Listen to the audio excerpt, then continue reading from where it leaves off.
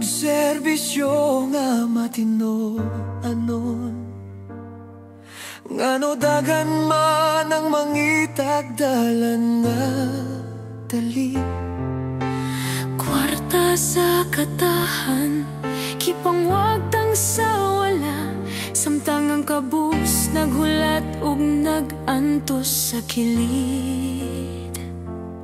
Sa opisina adunay kahaya,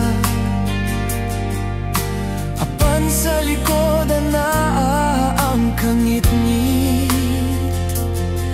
Mga pirma nga walay konsensya, mga sad nga gikaon sa kagahom ug kalipay.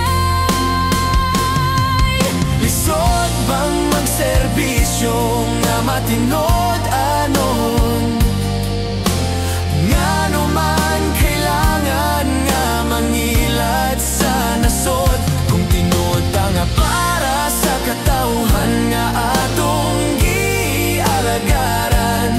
Unsaon man nato pagtanaw sa Ginoo sa katapusan.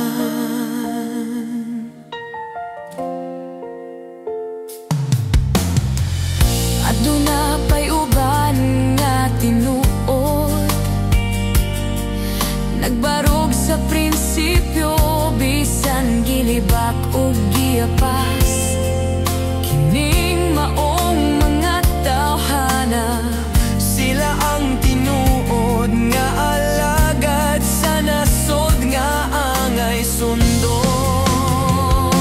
Ginoo tan-awa mi ang ubang nagserbisyo, walay kahadlok nimo, dasigang matinud anon, ug silota ang nagabusar sa imong kata.